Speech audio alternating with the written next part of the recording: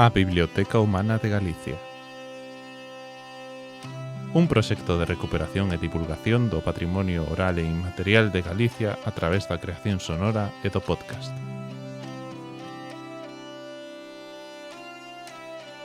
A memoria oral nos centros educativos.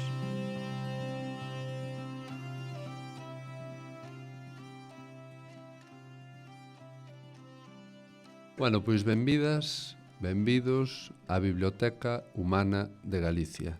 Este é un espazo onde collemos todas e todos e onde temos a obriga de facer memoria, de saber de onde vimos para saber onde podemos chegar, cara onde imos, non? A Biblioteca Humana de Galicia é un proxecto que facemos dende a Asociación Galega de Cultura e Desenvolvemento Rural, que é unha asociación na que tratamos de enfatizar moito o valor da memoria. Dicían nalgúnha tribo de África que cando un vello morre é toda unha biblioteca que arde con el, que se vai, toda unha sabiduría. E, polo tanto, nós estamos na obriga de evitar que ardan as bibliotecas. E as bibliotecas humanas son a nosa xente maior, a xente que ten historias que contar, que compartir, e que para nós é un privilexio e mesmo un deber e unha honra recuperar estas historias. Vou vos falar da importancia da memoria no meu caso persoal, na miña experiencia. Eu son Aser Álvarez, o director da produtora Arraianos, pero, bueno, eu fixen durante moitos anos, eu estudei nun instituto como a vos, en Celanova, e ali comecei a traballar grazas a profesores vos, a importancia dos profesores vos como Aleixo e como Ramón son esenciais, porque non vades a ter moitos profesores vos na vosa vida, desgraciadamente. Pois un deses profesores vos chamábase Plácido Romero, era o meu profesor de Historia. Case me fago historiador pola súa culpa, pero non. Pero sí que me fixen cineasta pola súa culpa. Nos empezamos a facer curtametraxes no instituto, curtametraxes de ficción, de documentais, e curiosamente pasados os anos fixémonos amigos. Ele estaba atravesando por un proceso de cancro e eu lieino no meu primeiro documental, que foi un documental sobre Celso Emilio Ferreiro, un grande poeta galego que era dali de Celanova, do lugar onde eu nacín e onde me criei. E bueno, grazas a iso ele estivo pois coa mente moi activa traballando nun proxecto que despois tivemos a sorte de gañar o Mestre Mateo ao mellor documental, se chamou 100% Celso Emilio Ferreiro. E grazas a ese profesor eu dedícome pois a isto da comunicación. Primeiro estudiei Ciencias Políticas, despois fixen xornalismo e comecei a facer documentais con un home que teño aquí a súa foto, non sei se coñecedes. Seguramente vos sodes moi novos, os vosos profes xa o coñecen máis. Ele é Iñaki Gabilondo, foi unha das grandes voces dun dos grandes homes de radio neste país e tiven a sorte de telo de profesor na escola de xornalismo do diario El País. E Iñaki comezamos a facer proxectos documentais na radio, o que hoxe se chaman podcast, daquela non se coñecía isto do podcast e da creación sonora, e nos comezamos a facer proxectos documentais na radio. Empecé a traballar ali con el, e el, con moi bo criterio, chegado un momento, díxome: vaite para Santiago, para unha pequena delegación, Radio Galicia se chamaba aquela emisora, que fora a primeira emisora de radio que se montara no noso país. E gracias a Iñaki viñen para Santiago de Compostela e comecei, eu que sempre tiven esa teima de facer memoria, de falar ca xente maior, a falar con moita xente maior da Radio de Galicia. Vedes unha foto aquí detrás de min? Vale, este é o primeiro estudio de Radio Galicia, da emisora aquela que eu ia a traballar. Daquela esta foto andaba por ali perdida, recuperei eu grazas a que tiven pois a idea de facer a biblioteca humana daquela emisora na que eu estaba. E entón empecé a falar cos vellos speakers, que se chamaban, non? Os speakers da radio, que nos anos 30 pois comezaran a traballar en Radio Galicia, algúns aínda vivían, e de feito acabase de facer, cando fixemos os 80 anos da primeira emisora de radio, a radio chega a Galicia nos anos 30, basicamente, porque Galicia é un país analfabeto, onde a xente non sabe ler nin escribir, e polo tanto a radio era un medio impresionante para chegar a moita xente. E dentro deses pioneiros da radio, era a campaña do Estatuto de Autonomía, do primeiro Estatuto de Autonomía para Galicia, e parecíalles que aquela ferramenta era esencial para conseguir chegar a toda a xente, non? E dentro deses personaxes hai un que vedes aquí co papel de fumar aí na boca. Este é o vello dos contos, Xosé Mosquera Pérez, un home que viña do mundo do teatro, que vos facedes teatro, sodes xente de teatro tamén, e que como viña do mundo do teatro, el decidiu caracterizarse como un daqueles paisanos que viñan a Carballeira de Santa Susana a Compostela a comprar ou a vender gando ou mercadorías, para que a xente empatizara con el e se identificara con el e puideran, digamos, ter unha identificación con aquel persoeiro. Bueno, pois o vello dos contos, Xosé Mosquera Pérez, convírtese no vello dos contos, vístese como un dos paisanos que viña das zonas de todas as aldeas do rural de Compostela, da máis grande aldea de Europa, como dicía Otero Pedrallo, e comeza a facer o que hoxe se chamaría o stand-up comedy, isto que chama, non? Que é simplemente contar contos, contar historias a través daqueles micrófonos, daquele invento, que era algo totalmente alucinante, que puidera a voz transmitirse a través de ondas, non? Sin fíos. De feito, os primeiros radiofonistas chamabanlle así como se fora unha secta, non? Os senfiístas, non? Era como un grupo extraordinariamente misterioso, non? Eu lembro algún dos vellos cos que entrevistei para facer este primeiro libro, que foi o libro de historias de Radio Galicia, cando se fixeron os 80 anos da emisora, fixen este libro, 80 anos de historias de Radio Galicia, que eran as historias dos pioneiros e das pioneiras da radio e de como, cando o vello dos contos se puña diante dun micrófono como este, se paralizaba a cidade. A xente quedaba totalmente prendada, moitas veces eran versións de contos pois de Rafael Dieste ou de Castelao, de outros autores, pero despois tamén eran cousas súas, non? De collita propia, cousas que ele escoitaba dos paisanos, anécdotas, e aí nace pois a primeira estrela dos medios de comunicación que hai en Galicia. Pois cando eu empezo a recuperar esta historia, o vello dos contos era unha figura totalmente descoñecida. O único que había era vedes que leva un sombreiro aquí, non? Pois este sombreiro estaba no Museo do Pobo Galego. Sombreiro de lá, encollido, porque encolleu un montón, era un sombreiro de lá, dixen, ou ten cabeza de misto, ou isto encolleu moito. E era que encollera moitísimo, porque é un chapeu de lá. Entón, o vello dos contos é o que lle dá nome agora a un certame de podcast que nós decidimos facer para honrar a súa memoria, que é o primeiro certame de podcast que se organizou en Galicia, en galego, vale? Despois viñeron outros e houve outras. Neste ano estamos na 8ª edición e gustaríanos moito, evidentemente, contar tamén coa vosa participación neste certame. O vello dos contos é moi importante porque foi a primeira persoa coñecida, digamos, a nivel masivo porque a radio foi o primeiro medio de comunicación de masas que houve en Galicia. Polo tanto, este home nos pareceu unha figura esencial para demostrar a importancia da memoria. O sea, se non fora porque coñecimos a súa filla pequena, Loliña Mosquera, a que vades escoitar hoxe aquí connosco, porque lle gravamos unha entrevistiña para que vos poidades facer un traballo de elaboración dunha peza sonora a través destas voces, non, dela.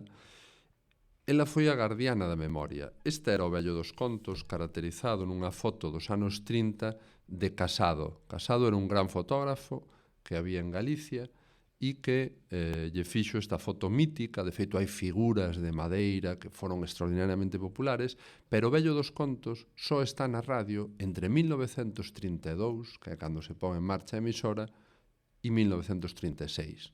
No momento en que hai un alzamento militar, unha sublevación militar, os militares toman a radio pola forza das armas, vale?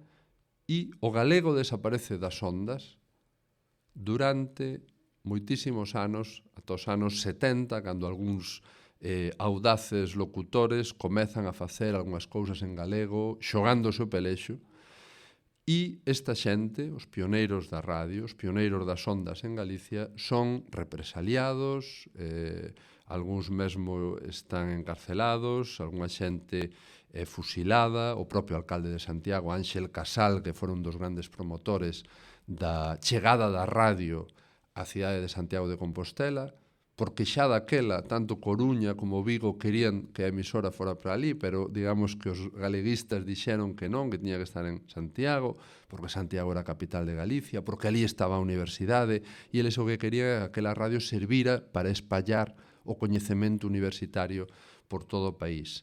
E, como dicían eles, evangelizar a nosa sociedade, o sea, ilustrala, culturizala, porque só a cultura os podía facer libres, non? Que era o que eles sabían. Pero, no 36, este soño dunha Galicia libre, culta, esmorece por unha sublevación militar que somete unha férrea dictadura e unha represión franquista que dura moitísimos anos, como ben sabedes, e, polo tanto, o vello dos contos desaparece totalmente, incluso a súa memoria.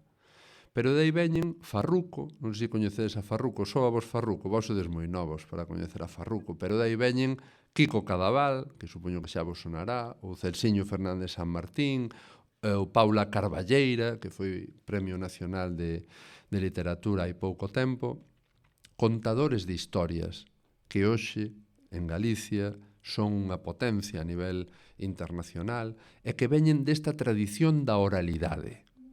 Que isto é o que queremos destacar hoxe, a importancia da memoria e a importancia da oralidade, de recuperar tamén nos rexistros sonoros que vos fagades e que poden pasar a formar parte desta Biblioteca Humana de Galicia, que é un proxecto colaborativo no que nos gustaría moito contar tamén coa vosa participación, facer que, de algún xeito, poidamos defender a necesidade de recuperar a memoria, recuperar a oralidade e defender a capacidade que temos agora, pois coas novas tecnoloxías, cos podcasts, coa creación sonora, precisamente de crear algo tan inclusivo, tan participativo e tan colaborativo como é unha Biblioteca Humana de Galicia, como esas pequenas historias que todos e todas podemos recuperar cun teléfono móvil e con moi poucos medios máis alá de querer escoitar e saber escoitar, que iso é tamén unha cousa que estamos perdendo en grande medida tamén polas novas tecnoloxías, a capacidade de atención e a capacidade de escoita, non?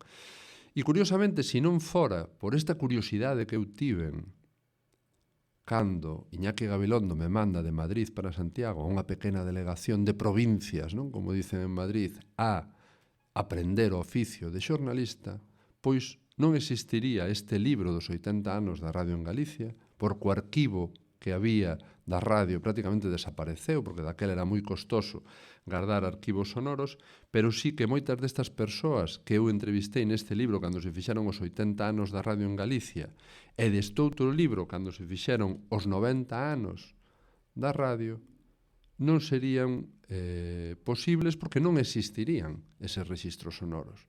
E de aí a importancia, neste caso, no meu caso, de recuperar estas historias, de guardalas, de divulgalas e de facer que, de algún xeito, pois todos e todas e cada un de nós, daquela era moi difícil facer unha grabación sonora. Eu lembro-me que na exposición que fixemos dos 90 anos da radio en Galicia levamos a primeira grabadora de fío que houbo en Galicia, inventada polos irmáns Portela Seijo, que eran dous enxeñeiros composteláns interesantísimos, e era unha grabadora de fío que aquelo para arrear con ela dun sitio a outro, non? Contábame o que daquelas era botones da emisora, tiñan que andar, decía el, cando me compraron un carretillo, para el foi a máxima festa, non? Que fixo, porque aquelo evitaba ter que andar cargando con aqueles aparellos.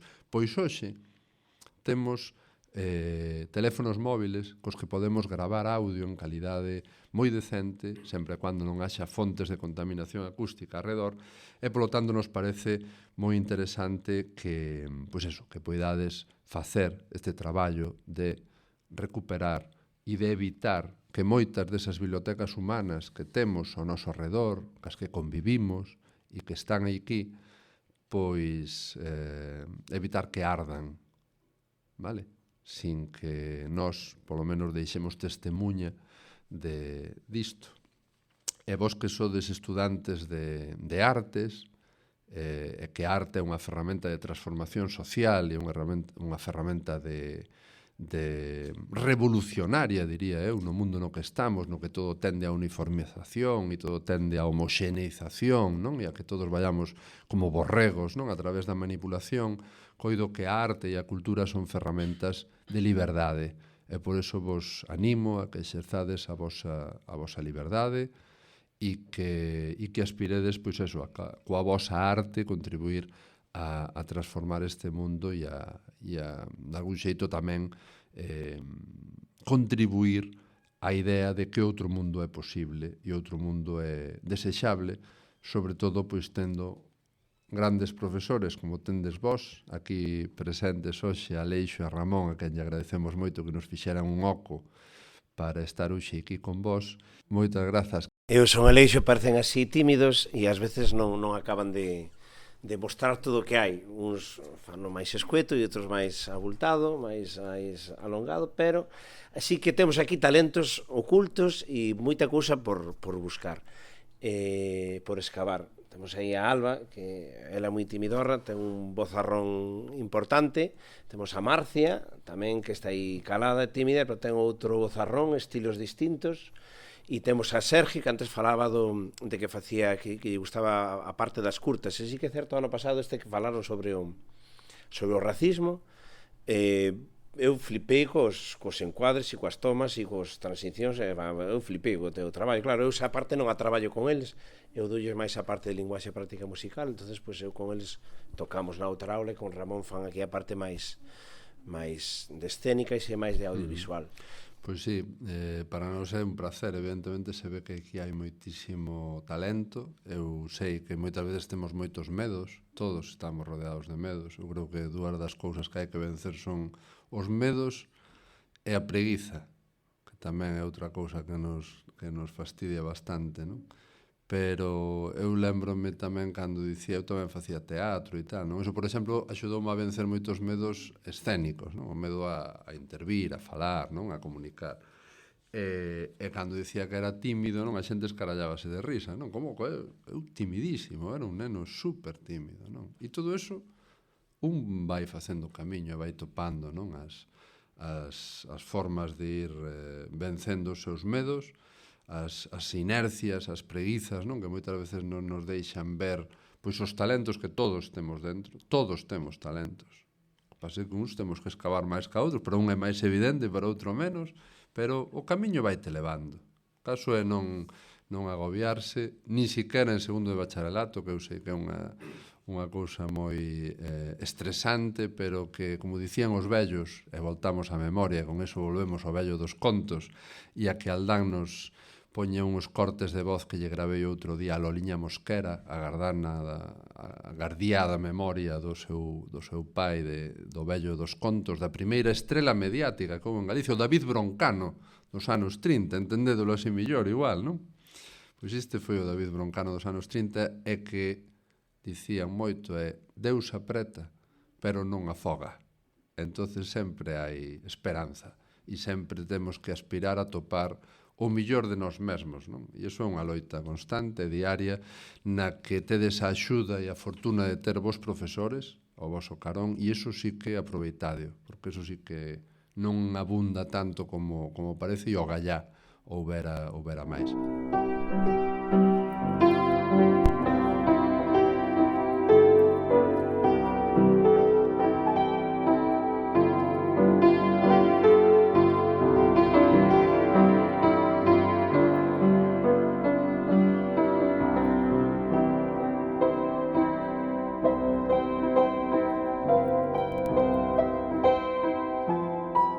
Que unha experiencia que tive foi que fomos meus pais e eu a unha homenaxe de un irmán das escolas cristiáns en Santiago, que facía, non sei se 50 anos, medio século da súa labor nos salesianos, non? Nas escolas cristiáns. Penso que lembro que estábamos ali, eu estaba con meus pais en Santiago nese homenaxe, de súpeto pois unha persoa dice: está aquí Mosquera Pérez, está aquí Mosquera, que fale. Eu quedei así moi sorprendida e tal. Tiña oído en algunhas bodas que sempre dicían que falara meu pai, sempre aplaudían moitísimo e tal. Entón, pois, meu pai non tuvo máis remedio que era o escenario. Que conta un conto, Mosquera Pérez. Bueno, pero empezou a xente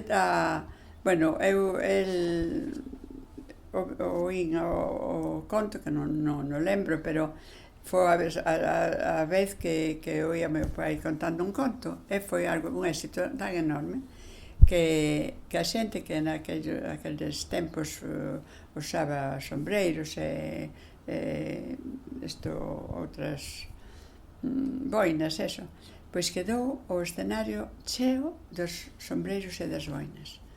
Eu quedei asombrada, porque quedaron agradecendo, non paraban de aplaudir. É unha lembranza que me quedou no corazón, non? A Biblioteca Humana de Galicia. Un proxecto de recuperación e divulgación do patrimonio oral e inmaterial de Galicia a través da creación sonora e do podcast.